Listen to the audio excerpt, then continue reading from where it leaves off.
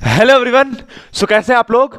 आप सबका legendary physics bye Nawaz के इस धमाकेदार प्लेटफॉर्म पे स्वागत है गाइस। आप सब का इस चैनल पे स्वागत है। आज हम लोग एपिसोड नंबर 2 लेके आ गए, न्यूक्लियर मॉडल्स जो पार्ट चल रहा है उसके अंदर, है ना। और इस न्यूक्लियर मॉडल के अंदर आज हम लोग जो टॉपिक पढ़ने वाले हैं उसका नाम है लिक्विड ड्रॉप मॉडल। अगर आप इस चैनल को पहली बार विजिट कर रहे हैं तो गाइज आप इसको सब्सक्राइब कर लीजिए।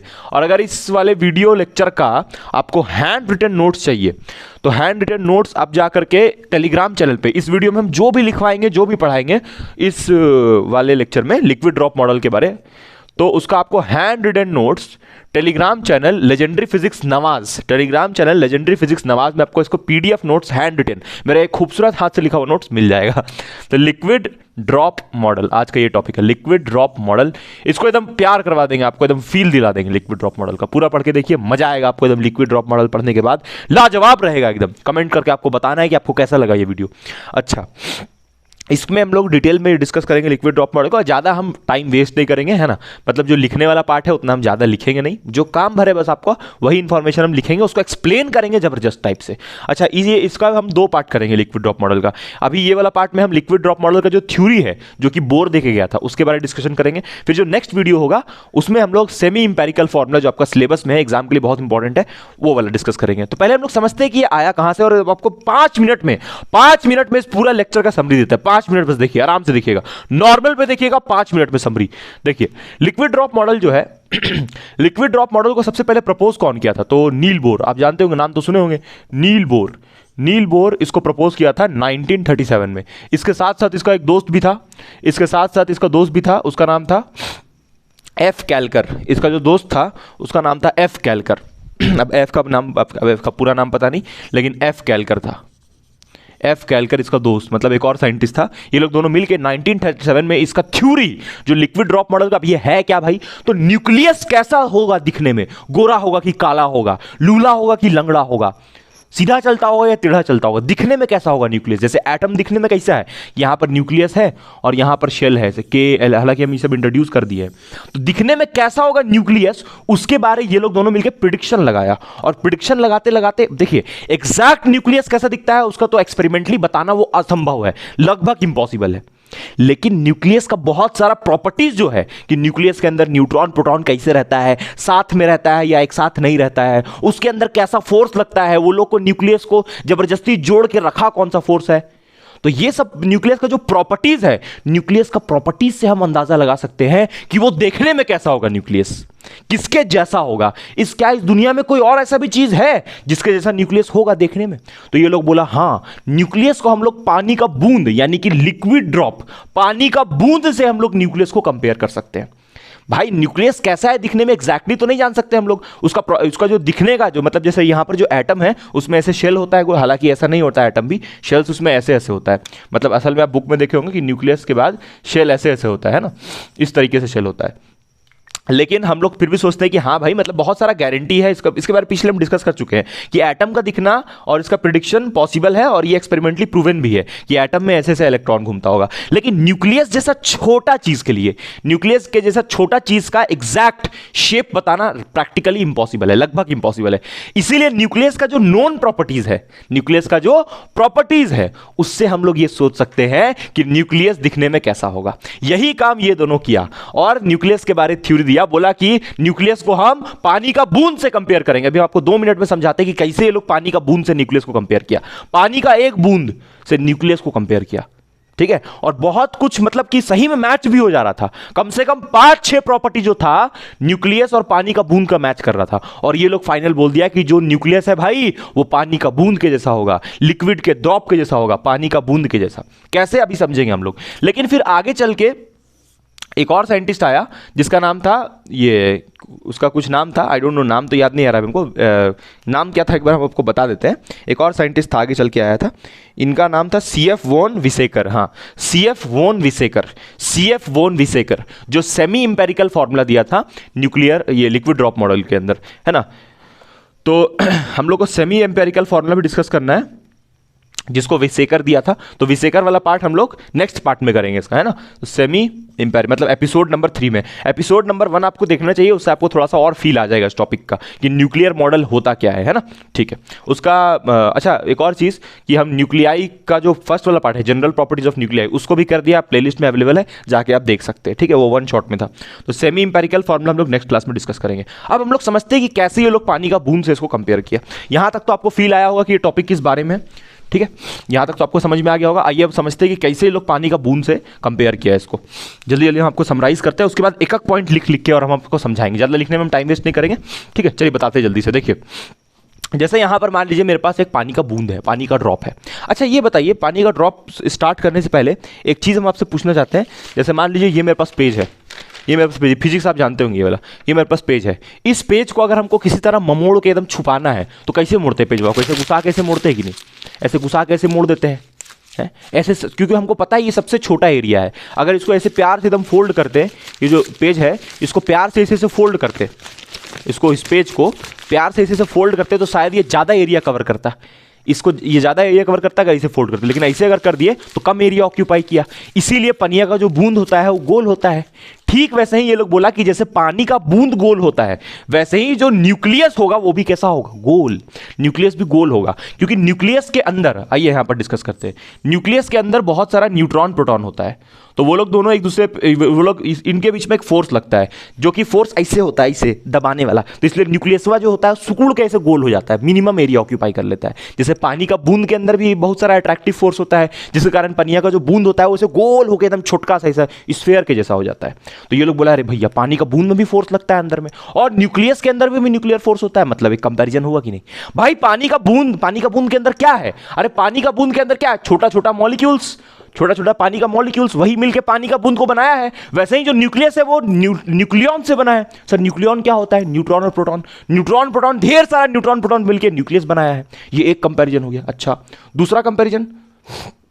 दूसरा कंपैरिजन ये है कि जो न्यूक्लियस होता है उसके अंदर जो फोर्स लगता है वो सिर्फ उसका कुछ ही एरिया में लगता है। जो न्यूक्लियर फोर्स है वो कुछ ही एरिया में लगता है, पूरे न्यूक्लियस में न्यूक्लियर फोर्स नहीं लगता है। ठीक वैसे ही ये पानी का बूंद के साथ भी है, ड्रॉप के साथ भी है।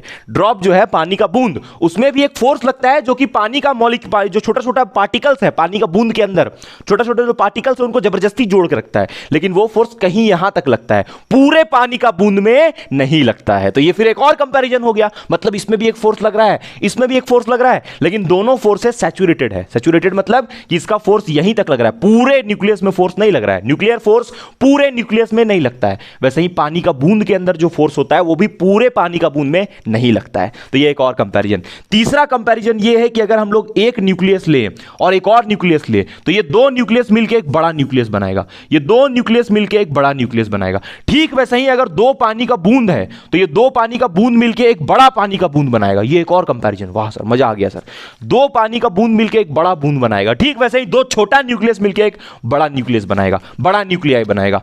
एक और एग्जांपल कि अगर मेरे पास एक बड़ा न्यूक्लियस है तो छोटा न्यूक्लियस बनाएगा। इसको हम लोग क्या बोलते हैं? ये जो दो जुड़ के बड़ा बनाया इसको हम लोग बोलते हैं फ्यूजन। दो लोग जुड़ के बड़ा बना दिया। और इसको क्या बोलते हैं? फिजन बोलते हैं। टूट गया, एक बड़ा न्यूक्लियस दो में टूट गया।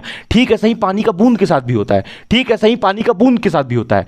दो एक बड़ा पानी का बूंद जो है वो अगर टूटेगा तो दो छोटा पानी का बूंद बना लेगा। तो कंपैरिजन हुआ कि नहीं जबरदस्त? ऐसे करके ये लोग कंपेयर किया। और भी बहुत सारा पॉइंट है, बहुत मजेदार कुछ ये एकदम जरूरी और जबरदस्त पॉइंट्स था जिसके बेसिस पे ये लोग बोला कि न्यूक्लियस और कुछ नहीं भाई, पानी का बूंद ही है। न्यूक्लियस और कुछ नहीं, पानी का बूंद ही है। न्यूक्लियस भी हम लोग कॉपी में हमेशा गोल बनाते हैं और पानी का बूंद भी गोल होता है, क्योंकि पानी का बूंद में सरफेस टेंशन होता है जो कि पनिया का बूंद को सुकड़ा दिया है।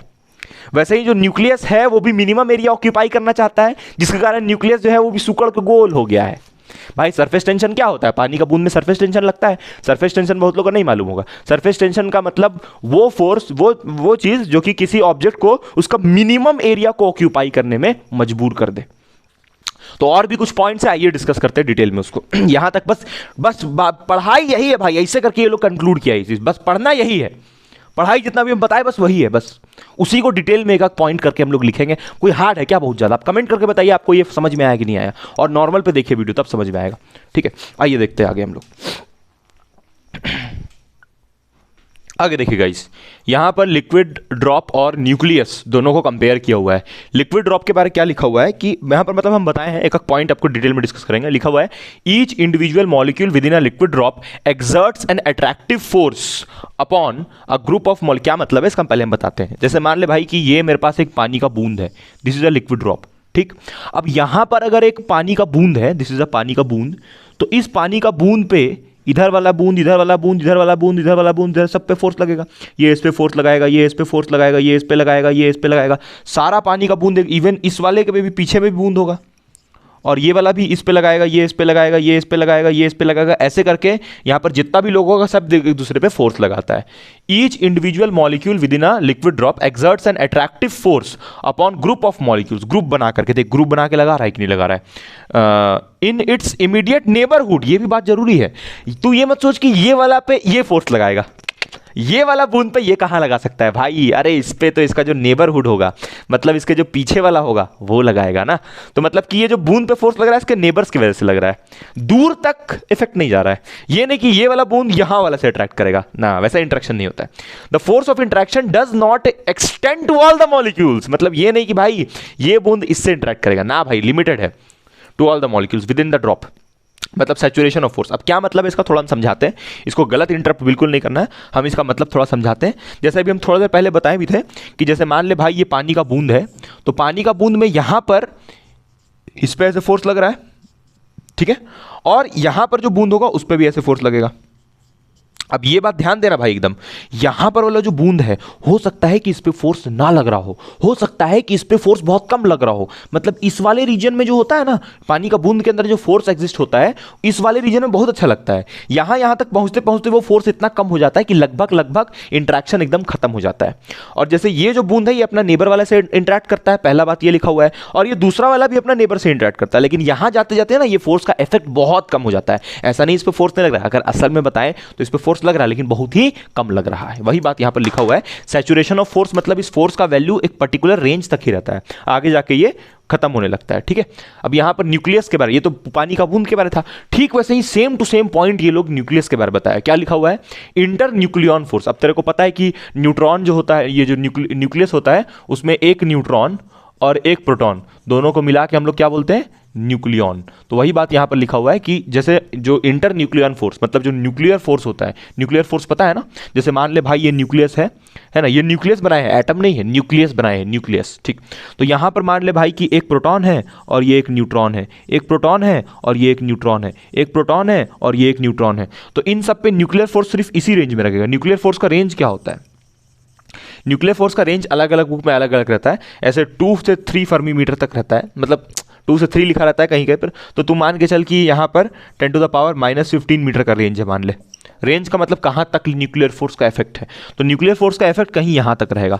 और बाकी जो इधर का न्यूट्रॉन प्रोटॉन बच गया, इन पे भी इफेक्ट है, ऐसा नहीं कि न्यूक्लियर फोर्स इन पे नहीं लग रही, बहुत ही कम लग रहा है, कम लग रहा है। और यहाँ पर ये नेबरहुड में एक दूसरे से फोर्स लगा रहा होगा कि नहीं, ये वाला जो प्रोटॉन है वो इस न्यूट्रॉन पे लगा रहा होगा, ये जो न्यूट्रॉन है इस पे एक प्रोटॉन लगा रहा होगा, आपस में ये लोग सब एक दूसरे पे फोर्स लगा रहा होगा। लेकिन ये फोर्स का इफेक्ट न्यूक्लियर फोर्स का सबसे ज़्यादा यहाँ पर रहता है, दूर जाते जाते न्यूक्लियर फोर्स का इफेक्ट कम हो जाता है। सरफेस वाले पे तो एकदम ही कम लगता है फोर्स, ठीक है। थोड़ा लेकिन खिंचाव रहता है, सरफेस वाला के पास थोड़ा सा ऐसे खिंचाव होता है अंदर की तरफ, थोड़ा बहुत न्यूक्लियर फोर्स उसको खींचता है अंदर की तरफ। रेंज बहुत छोटा होता है न्यूक्लियर फोर्स का, लेकिन असर थोड़ा दूर तक जाता है और थोड़ा कम जाता है। तो वही चीज यहां पर लिखा हुआ है, अटेन्स अ सैचुरेशन वैल्यू, मतलब यहीं तक न्यूक्लियर फोर्स बहुत स्ट्रांगली लगेगा।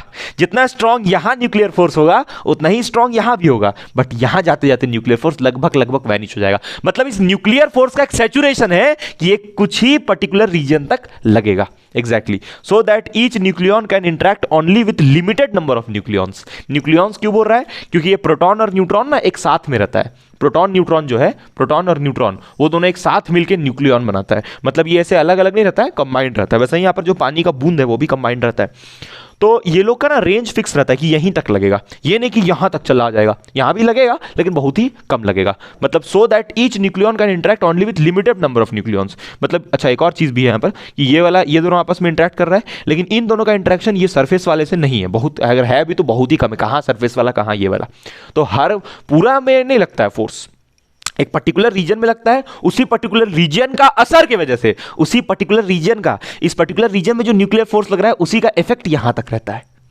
इसीलिए भी इसका शेप गोल होता है, क्योंकि फोर्स तो कहीं बीच में छोटा जगह में, तो वो फोर्स ऐसे बीच में लग रहा है तो सारा मॉलिक्यूल्स इस तरफ ड्रैग हो रहा है, तो मतलब कि फोर्स लगता यहीं पर है, उसका इफेक्ट बाहर तक रहता है, इसीलिए ये ऐसे गोल हो जाता है। फील आया कि नहीं? सेम वही चीज इसमें भी होता है, कोई तो डिफरेंस ही नहीं भाई साहब। लग रहा है कि यहां पर लिक्विड ड्रॉप अगर मिटा दें तो यहां न्यूक्लियस लिख देंगे, एकदम सेम टू सेम। यहां न्यूक्लियर फोर्स होता है तो यहां पर एक मतलब एक जो लिक्विड ड्रॉप के अंदर जो फोर्स होता है वो होता है, लिक्विड ड्रॉप के अंदर एक अट्रैक्टिव फोर्स होता है, ये भी एक अट्रैक्टिव ही फोर्स रहता है जो इन लोग को जोड़ रहा है। ये न्यूक्लियर फोर्स भी, स्ट्रॉन्ग न्यूक्लियर फोर्स जो होता है वो अट्रैक्टिव होता है, एक और न्यूक्लियर फोर्स भी होता है वीक न्यूक्लियर, वो तुम्हारा रिपल्सिव होता है, ठीक है, उसके बारे में बात नहीं करना है। तो स्ट्रॉन्ग न्यूक्लियर फोर्स यहां पर लगता है, वैसे ही यहां पर एक स्ट्रॉन्ग अट्रैक्टिव फोर्स लगता है, जो लग यहीं पर रहा है उसका असर दूर तक गया है। नेक्स्ट पॉइंट, नेक्स्ट पॉइंट देखिए गाइस, नेक्स्ट पॉइंट में है, नेक्स्ट पॉइंट जो है इधर हम एक लिक्विड ड्रॉप का लिख दिया, इधर न्यूक्लियस का लिख दिया। दूसरा पॉइंट क्या है भाई, यहां पर ध्यान से देखना भाई। दूसरा पॉइंट ये है कि अगर मेरे पास मान ले भाई 1 ग्राम, अगर मेरे पास 1 ग्राम पानी का बूंद है, 1 ग्राम पानी का बूंद है, मतलब उसमें वो पानी का बूंद के अंदर ढेर सारा मॉलिक्यूल्स होगा, ठीक है। अच्छा, उस पानी का मॉलिक्यूल, उस पानी का बूंद को अगर हमको तोड़ना है, उस पानी का बूंद को अगर हमको एवापोरेट करवाना है, एवापोरेट मतलब उस बूंद का वेपर बना देना है, मतलब उस लिक्विड को हमको वेपर बना के और उड़ा देना है, तो उस पानी का बूंद को हीट देना पड़ेगा। वो हीट एब्जॉर्ब करके वो पानी का बूंद टूट जाएगा और उससे मॉलिक्यूल बिखर जाएगा, होगा कि नहीं? वही चीज यहां पर हम बताएं कि अगर मेरे पास 1 ग्राम, अगर मेरे पास 1 ग्राम वाला पानी का बूंद है तो उसको हमको मान ले क्यों हीट देना पड़ेगा। तो अगर 2 ग्राम पानी का बूंद रहेगा तो उसको 2 क्यों हीट देना पड़ेगा। सही बात है, इसको Q1 मान लेते हैं और ये वाले को मान लेते हैं Q2। तो ये हीट कितना देना पड़ रहा है एक बूंद को तोड़ के, एक बूंद को, पानी का बूंद को तोड़ के उसका मॉलिक्यूल्स को निकालने के लिए, वो डिपेंड कर रहा है उसका मास पे, कि कितना मास है उस मॉलिक्यूल का। मॉलिक्यूल का मतलब कि उस पानी का बूंद का मास ज्यादा रहेगा, इसका मतलब उसके अंदर नंबर ऑफ मॉलिक्यूल ज्यादा है। जिस पानी का बूंद का मास ज्यादा होगा, इसका मतलब उसके अंदर का जो मॉलिक्यूल्स है वो ज्यादा है, और ज्यादा मॉलिक्यूल्स है तो ज्यादा हीट देना पड़ेगा, तब जाके सब टूटेगा, ठीक है। तो यहां पर हमको साफ साफ दिख रहा होगा कि Q2 बड़ा है और Q1 छोटा है। कारण क्या है कि Q2 में नंबर ऑफ मॉलिक्यूल्स ज्यादा है और Q1 में नंबर ऑफ मॉलिक्यूल्स कम है, ठीक है। तो वही बात यहां लिखा हुआ है, heat required to evaporate a drop of liquid, एक पानी का बूंद को, number of molecules in the liquid drop, उस लिक्विड ड्रॉप के अंदर कितना नंबर ऑफ मॉलिक्यूल्स है, क्योंकि पानी का बूंद बनता कैसे है, छोटा छोटा छोटा छोटा मॉलिक्यूल्स, पानी का मॉलिक्यूल्स मिलकर बनता है, समझ में आया। वही बात देखिए यहां पे लिखा हुआ है कि जो बाइंडिंग एनर्जी होता है, बाइंडिंग एनर्जी क्या है, देख न्यूक्लियस के अंदर तेरे को मालूम होगा कि जो न्यूक्लियस होता है, न्यूक्लियस के अंदर क्या होता है, न्यूक्लियस के अंदर न्यूट्रॉन होता है, प्रोटॉन होता है, न्यूट्रॉन होता है, प्रोटॉन होता है, न्यूट्रॉन होता है, प्रोटॉन, और ये सारा न्यूट्रॉन प्रोटॉन को जोड़ के रखने के लिए, सारा न्यूट्रॉन प्रोटॉन को जोड़, जब एक प्रोटॉन, ये बताया हुआ, पहले बताया हुआ, जाके देख, न्यूक्लियाई पार्ट 1 करके वीडियो होगा जो कि जनरल प्रॉपर्टीज ऑफ न्यूक्लियाई है, उसको जाके देख, उसमें मिल जाएगा तेरे को कि जब एक न्यूट्रॉन, मान ले एक न्यूट्रॉन है, वो मिलता है प्रोटॉन से, तो ये एक प्रोटॉन और एक न्यूट्रॉन आपस में मिलता है तो बनाता है न्यूक्लियॉन। तो इन लोग जब आपस में जुड़ता है तो कुछ एनर्जी बर्बाद करता है, जुड़ते वक्त कुछ एनर्जी बर्बाद करता है, उस एनर्जी को बोलते हैं बाइंडिंग एनर्जी पर न्यूक्लियॉन। और जब सारा न्यूट्रॉन प्रोटॉन एक साथ जुड़ता है तो उसको बोलते हैं बाइंडिंग एनर्जी। जब सारा न्यूट्रॉन प्रोटॉन एक साथ जुड़ के न्यूक्लियस बनाता है तो वो लोग कुछ एनर्जी निकालता है, उस एनर्जी को बोलते हैं बाइंडिंग एनर्जी। और वो बाइंडिंग एनर्जी किस पे डिपेंड करता है, कितना नंबर ऑफ न्यूक्लियॉन्स का शादी हुआ है। सही बात है, कितना लोग का शादी हुआ है, जितना लोग का शादी होगा उतना ही एनर्जी खर्च होगा ना, उतना ही पैसा खर्च होगा ना। तो अगर वही एनर्जी इस न्यूक्लियस को हम वापस दे दें तो ये जितना न्यूट्रॉन प्रोटॉन जुड़ा हुआ है वो टूट के बिखर जाता है। मतलब जो न्यूक्लियस है, न्यूक्लियस का जितना बड़ा साइज होगा उतना ज्यादा उसके अंदर न्यूक्लियॉन होगा। सही बात है, न्यूक्लियस का जितना बड़ा साइज होगा उसके अंदर न्यूक्लियॉन्स उतना ज्यादा होगा।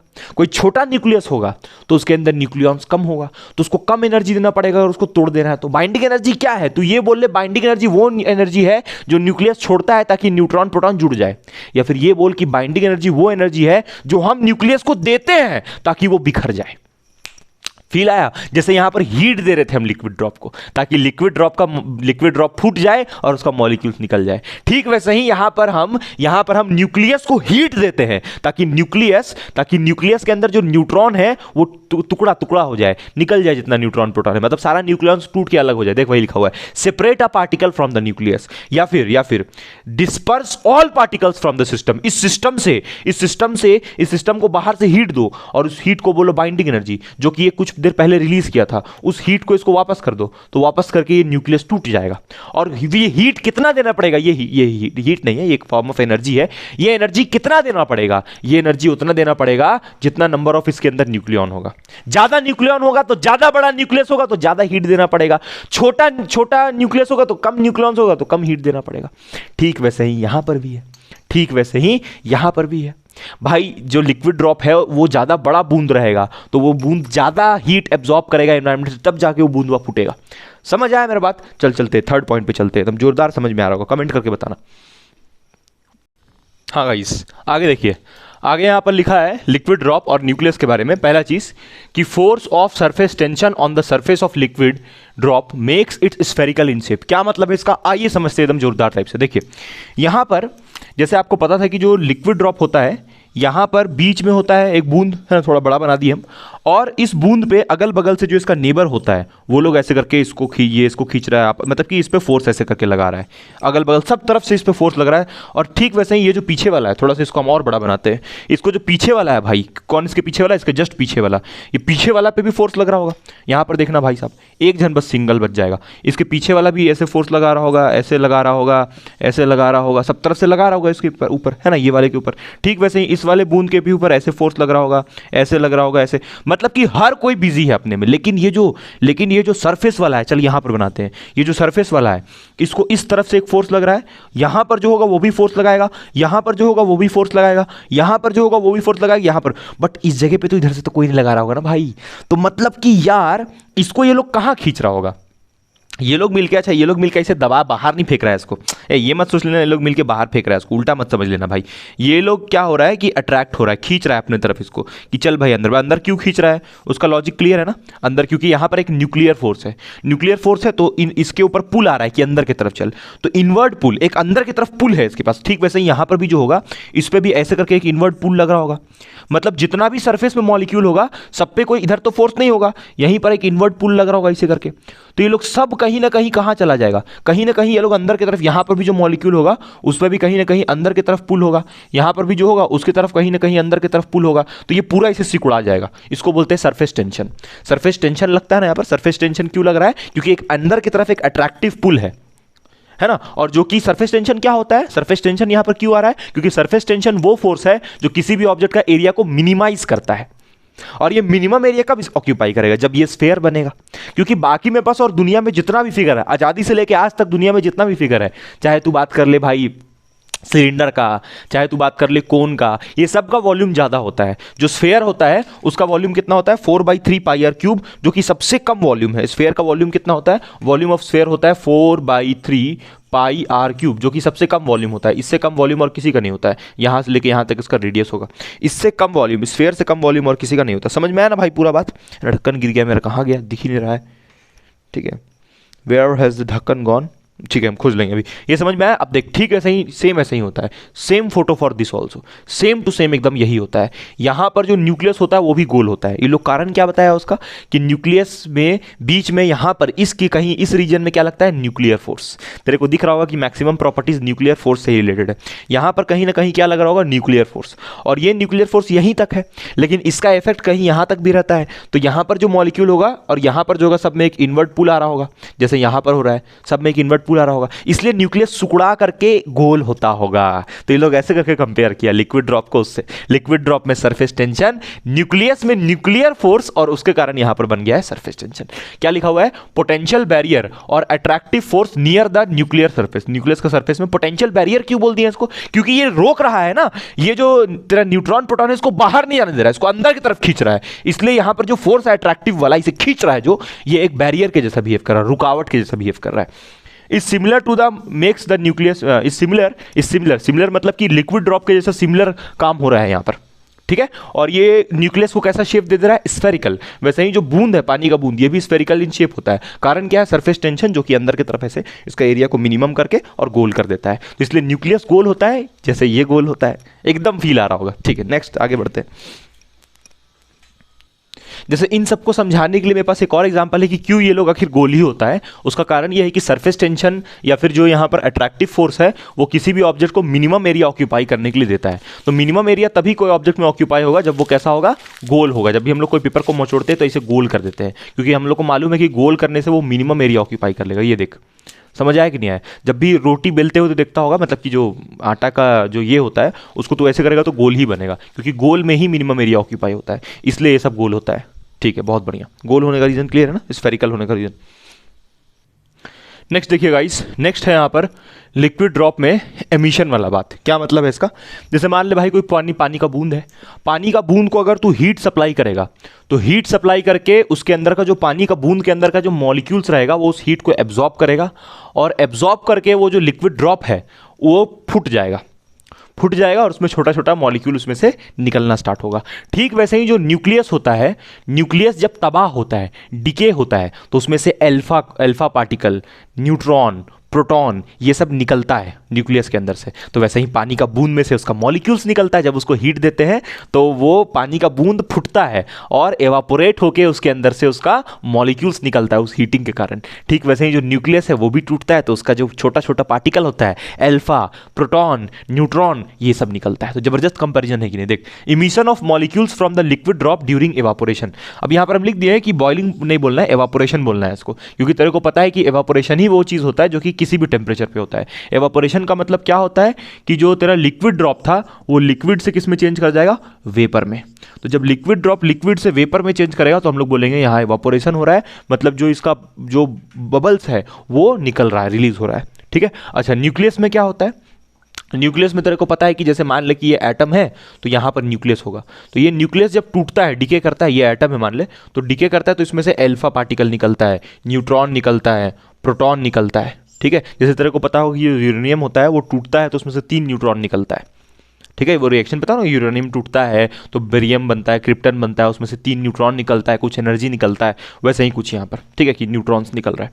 तो ये एक सिमिलैरिटी हुआ बढ़िया कि ये भाई लिक्विड से वेपर बन के तबाह होता है तो इसका मॉलिक्यूल्स टूट टूट के निकलता है। और यहाँ पर जब न्यूक्लियर रिएक्शन होता है, न्यूक्लियस का रिएक्शन, न्यूक्लियर रिएक्शन कैसे कैसे, फिजन फ्यूजन, तो उसमें न्यूक्लियस जैसे यहाँ पर तो फिजन हो रहा है, टूट रहा है, तो अल्फा न्यूट्रॉन और प्रोटॉन निकलता है। तो कहीं ना कहीं सिमिलैरिटीज तो है यार बहुत सारा। ठीक है, अब हाँ गाइस, तो आगे देखिए, यहाँ पर है नेक्स्ट जो है वो है लिक्विड ड्रॉप और न्यूक्लियस के बारे एक और पॉइंट, जिसमें क्या है कि जो लिक्विड ड्रॉप होता है ना, वो क्या करता है, कभी कभी बड़ा हो जाता है पानी का बूंद। कैसे होता है, तो process of condensation from the vapour to liquid phase. मतलब मान ले भाई कहीं पर वेपर है तो उस वेपर से मान ले पानी का बूंद बन रहा है। ठीक है, अब ज्यादा वेपर रहेगा तो पानी का बूंद ज्यादा बड़ा बनेगा।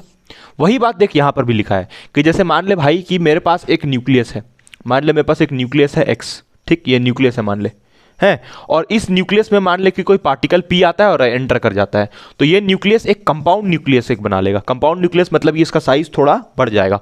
क्या लिखा हुआ है, formation of short lived compound nucleus. Compound nucleus का मतलब कुछ नहीं, एक बाहर से पार्टिकल आएगा, न्यूक्लियस में घुसेगा और उसका कॉम्पोजिशन माने कि जो उसका साइज है न्यूक्लियस का उसको थोड़ा वो बढ़ा देगा। ठीक है, यहाँ पर वही लिखा हुआ भाई, एब्जॉर्प्शन ऑफ न्यूक्लियर पार्टिकल को एब्जॉर्ब किया, न्यूक्लियस बड़ा हो गया in a nucleus during a nuclear reaction. ठीक है, तो उसको हम लोग बोलते हैं न्यूक्लियस का मतलब एक बात हुआ। तो इसमें भी क्या होता है कि ये बाहर से वेपर्स को एब्जॉर्ब करके लिक्विड का ड्रॉप बड़ा होता है, मतलब वो वेपर लिक्विड में कन्वर्ट जब होता है तब, इसलिए कंडेंसेशन लिखा हुआ है। और जब न्यूक्लियस के अंदर हम लोग देखें तो न्यूक्लियस भी बाहर से पार्टिकल एब्जॉर्ब करके बड़ा होता है, तो मतलब ये भी एब्जॉर्प्शन कर सकता है, ये भी एब्जॉर्प्शन कर सकता है। तो ये एक और जबरदस्त पॉइंट हुआ। नेक्स्ट हम लोग पॉइंट पे चलते हैं, समझ में आ रहा है कि ये एक और सिमिलरिटी हुआ कि ये भी एनवायरमेंट से कुछ एब्जॉर्ब कर सकता है, वो भी एब्जॉर्ब कर सकता है।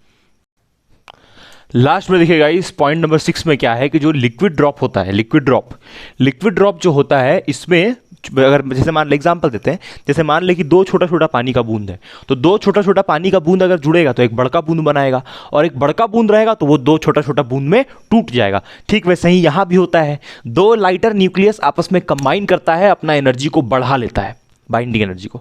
तो दो छोटा छोटा न्यूक्लियाई, मतलब दो छोटा छोटा एलिमेंट कंबाइन करके एक बड़ा न्यूक्लियाई बनाता है।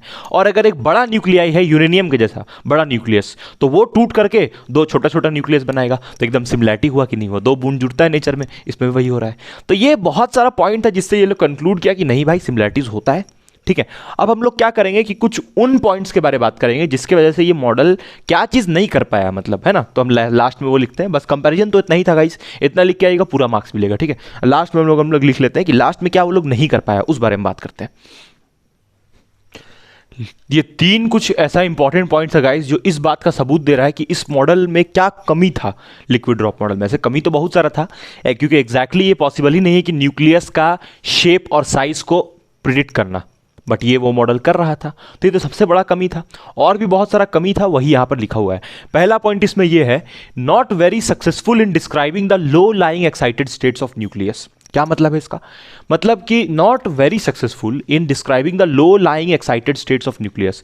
ये मॉडल ये कह रहा है, मतलब न्यूक्लियस के बारे में वही कह रहा है ना कि न्यूक्लियस में गोल, तो ऐसे तो नहीं कर रहा है कि जो न्यूक्लियस होगा उसके अंदर गोल गोल शेल्स होगा जैसे एटम में होता है, बट इस न्यूक्लियस में भी जैसे एटम में एनर्जी लेवल होता है ना, एटम का पहला जो लोएस्ट एनर्जी लेवल होता है उसको के बोलते हैं, उसके बाद एल होता है, फिर एम होता है, ऐसे होता है ना। ठीक है, तो वैसे ही जो न्यूक्लियस है उसमें भी एनर्जी लेवल है। तो इसमें ये क्या बोल रहा है ना कि जो लोअर वाला है, लोअर वाला लो लाइंग एक्साइटेड स्टेट का मतलब क्या है हम बताते हैं। देखिए, जैसे आपको पता है कि यहाँ पर के सेल होता है, के होता है, एल होता है, उसके बाद एम होता है। तो ये जो लो वाला एनर्जी स्टेट है उसको वो उतना अच्छे से डिस्क्राइब नहीं किया। क्यों नहीं डिस्क्राइब किया, आइए जानते हैं। The model give rise to closely spaced energy levels. ये मॉडल ये कह रहा है कि जो न्यूक्लियस है, उस न्यूक्लियस है जैसे एटम में कैसे के सेल होता है, एल होता है, एम होता है, एन होता है, वैसे ही न्यूक्लियस में भी वैसे ही शेल होता है। और ये सारा जो शेल्स है वो, मतलब शेल्स का एनर्जी लेवल आपस में बहुत पास पास है, ऐसा ये मॉडल, ऐसा ये लिक्विड ड्रॉप मॉडल बोल रहा है। But actually these energies are found to be quite widely spaced at low excitation state. But असल में इतना नहीं होता है, थोड़ा सा गैपिंग भी होता है, यहाँ पर थोड़ा गैपिंग होता है। कब? जब हम लोग जैसे ये जब हम लोग लो एनर्जी लेवल पे जाते हैं, जैसे तेरे को ये बात पता होगा कि जो के शेल है और एल शेल में बड़ा गैप होता है, के और एल में, उसके बाद एम आता है, एन आता है, तो उसमें उतना गैप्स नहीं होता है। तो ये मॉडल क्या कह रहा था कि बहुत ज्यादा ऐसे पास पास में है शेल्स, बट असल में जब देखा गया, लो यहां पर क्यों लिख रहा है, लो मतलब कि जो नीचे वाला शेल्स है, क्योंकि न्यूक्लियस के अंदर भी शेल है, न्यूक्लियस के अंदर भी शेल है, जैसे K L M N shell atom में होता है वैसे ही न्यूक्लियस में भी होता है, तो इनके बीच में ज्यादा स्पेस होता है। लेकिन ये जो था लिक्विड ड्रॉप मॉडल वो बोल रहा था कि वो एकदम पास पास है शेल्स, तो ये एक डीमेरिट था जिसको वो लोग गलत तरीके से explain. But actually these energy levels are found to be quite widely spaced, बहुत गैप रहता है इनके बीच में, और ये कह रहा था कि नहीं, एनर्जी लेवल्स में ज्यादा गैप नहीं रहता है। तो ये कुछ इंपॉर्टेंट बात था गाइस जो आपको समझना था। उम्मीद करते हैं यहाँ तक आपको समझ में आया होगा। नेक्स्ट वीडियो में हम लोग मिलते हैं सेमी इंपेरिकल फार्मूला के साथ। आपको एक कमेंट करके बताना आपको भी वीडियो कैसा लगा। ठीक है, ओके गाइस, मिलते हैं नेक्स्ट वीडियो में लिक्विड ड्रॉप मॉडल का, और आप कमेंट करके बताइए कि आपको वीडियो कैसा लगा। Thank you, bye, thank you, bye.